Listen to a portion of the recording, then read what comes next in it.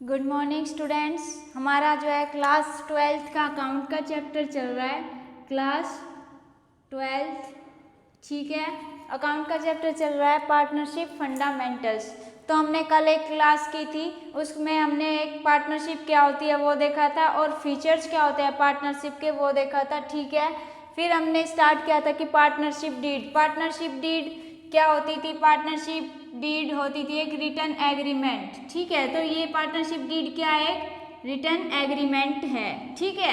अब ये return agreement है तो इसमें क्या क्या लिखा होता है, अब हम ये बात देखेंगे, ठीक है। इसमें बहुत सारी बातें लिखी होती है जिसमें हम कुछ डिस्कस करेंगे कि पार्टनरशिप डीड में क्या क्या लिखा होता है, ठीक है। तो देखो, description of the partners. Description of the partners का मतलब कि इसमें एक तो पार्टनर्स का नाम, एड्रेस वगैरह, मतलब कि इसमें जो भी पार्टनर्स है उसका नाम और उसका एड्रेस वो लिखा हुआ होगा, ठीक है। उसके बाद है description of the firm. Description of the firm का मतलब कि जो फर्म का नाम है, एड्रेस है, वो लिखा होगा कि फर्म का क्या नाम है, क्या एड्रेस है। थर्ड है नेचर ऑफ बिजनेस। बिजनेस आप किस तरह का कर रहे हो, उसमें नेचर मेंशन करोगे उस डीड में कि किस तरह का आप बिजनेस स्टार्ट कर रहे हो। उसके बाद है principal place of business. Principal place of business का मतलब है कि एड्रेस आप बताओगे, address of the principal place of business कि आप बिजनेस कहाँ स्टार्ट कर रहे हो, ठीक है। इसमें आप प्लेस बताओगे। उसके बाद है commencement of partnership. Commencement of partnership का मतलब कि आपने पार्टनरशिप जो है, डेट ऑफ कमेंसमेंट बिजनेस की, आपने बिजनेस कब स्टार्ट किया, ठीक है। तो कमेंसमेंट ऑफ पार्टनरशिप में आप क्या दिखाओगे कि किस डेट से आपका बिजनेस जो है स्टार्ट हुआ है। उसके बाद है कैपिटल कंट्रीब्यूशन। कैपिटल कंट्रीब्यूशन में ये होता है कि किस पार्टनर ने कितनी कैपिटल लगाई है, ठीक है। नेक्स्ट है interest on capital. Interest on capital का मतलब कि rate of interest if allowed on capital, मतलब कि आपको कितना इंटरेस्ट मिलेगा क्या आपकी कैपिटल पर, ठीक है। आगे है इंटरेस्ट ऑन ड्राइंग कि आपके ऊपर कितना इंटरेस्ट ऑन ड्राइंग चार्ज किया जाएगा, ठीक है, if to be charge on drawing, ठीक है। नेक्स्ट है profit sharing ratio. Profit sharing ratio मतलब कि जो भी पार्टनर है उनकी प्रॉफिट शेयरिंग रेशो उसमें मेंशन की जाती है कि किस पार्टनर को कितना प्रॉफिट किस रेशो में देना है, ठीक है। नेक्स्ट है interest on loan. Interest on loan का मतलब कि अगर किसी पार्टनर ने फर्म में पैसे लगाए हैं तो उस पर कितना इंटरेस्ट जो है उसको दिया जाएगा, ठीक है। आगे है रिम्यूनरेशन टू पार्टनर। रिम्यूनरेशन पार्टनर का मतलब है कि पार्टनर को कितनी सैलरी देनी है, कितना कमीशन देना है, वो मेंशन किया जाता है डीड में कि कितनी उसको सैलरी दी जाएगी, किस पार्टनर को कितनी सैलरी और कितना कमीशन दिया जाएगा, वो डीड में लिखा होता है। नेक्स्ट है valuation of goodwill. Valuation of goodwill बेटा आप जो है नेक्स्ट आगे जो भी क्लासेज आएगी उसमें वैल्यूएशन ऑफ गुडविल जो है वो निकालना भी सीखोगे कि वैल्यूएशन ऑफ गुडविल क्या होता है, ठीक है। आगे वैल्यूएशन ऑन एसेट।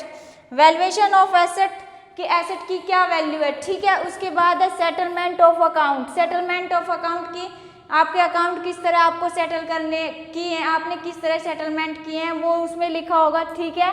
नेक्स्ट है अकाउंटिंग पीरियड कि आपका जो अकाउंटिंग पीरियड है आप किस हिसाब से आप अपना अकाउंटिंग पीरियड स्टार्ट करना चाहते हो, कैलेंडर ईयर के हिसाब से या फिर फाइनेंशियल ईयर के हिसाब से, किस हिसाब से आप अपना अकाउंटिंग पीरियड स्टार्ट करना चाहते हो वो भी आपकी जो डीड है उसमें मेंशन होता है, ठीक है। नेक्स्ट है rights and duties of partners कि पार्टनर की पार्टनर्स जो भी होते हैं उनकी क्या क्या ड्यूटीज होती है, क्या क्या उनके राइट्स होते हैं वो इसमें मेंशन होता है। नेक्स्ट है ड्यूरेशन ऑफ पार्टनरशिप कि पार्टनरशिप जो है आपकी कितने टाइम तक की होएगी, ठीक है। उसमें टाइम मेंशन होता है कि आप इतने टाइम तक पार्टनरशिप करोगे। नेक्स्ट है डेथ ऑफ पार्टनर। अगर आपके किसी पार्टनर की डेथ हो जाती है तो आप उसमें ये मेंशन कराते हो कि आप बिजनेस को कंटिन्यू रखोगे या वहीं स्टॉप कर दोगे या वहीं बंद कर दोगे, ठीक है। डेथ ऑफ पार्टनर में ये लिखा होता है। नेक्स्ट है settlement of dispute. Settlement of dispute का मतलब कि आपका इस डीड में ये लिखा होता है कि अगर कोई भी डिस्प्यूट होता है तो किस तरह उसको सेटलमेंट करना है, ठीक है। पार्टनरशिप को ये लिखा होता है इसमें सेटलमेंट ऑफ डिस्प्यूट, ठीक है। नेक्स्ट एक क्वेश्चन आपके लिए, is it necessary to have a partnership deed, मतलब कि क्या आपको के लिए ये जरूरी है कि आप पार्टनरशिप कर रहे हो तो उसके लिए आपको पार्टनरशिप डीड की जरूरत होती है?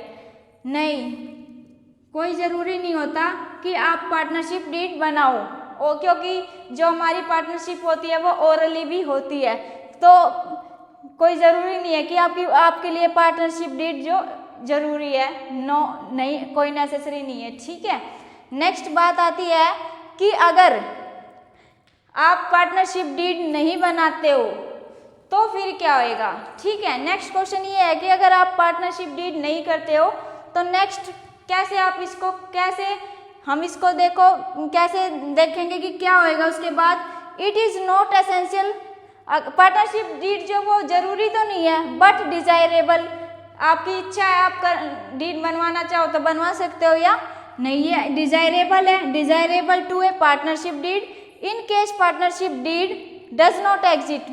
अगर आप पार्टनरशिप डीड नहीं बनवाते हो तो उसके बाद क्या होता है, provisions of Indian partnership act 1932 will apply. तो इसके लिए आपके लिए कानूनी लॉ जो है वो लगेगा। ठीक है, वो है इंडियन पार्टनरशिप एक्ट 1932, इसके प्रोविजंस जो है आपके ऊपर अप्लाई होंगे। ठीक है, अगर आप पार्टनरशिप डीड अगर नहीं बनवाते हो तो जो सरकार है वो अपना लॉ स्टार्ट करेगी, अपने लॉ मनवाएगी आपसे कि इंडियन पार्टनरशिप एक्ट है 1932, उसके प्रोविजंस आपको फॉलो करने पड़ेंगे, विल अप्लाई की वो आपके ऊपर अप्लाई होंगे। ठीक है, तो ये कैसे होंगे ये हम नेक्स्ट क्लास में पढ़ेंगे। ठीक है, कि किस तरह होंगे अगर पार्टनरशिप डीड नहीं होगी, अगर पार्टनरशिप डीड साइलेंट होगी तो। ठीक है, नेक्स्ट क्लास में पढ़ेंगे और आज की क्लास यहीं ख़त्म करते हैं। Thank you.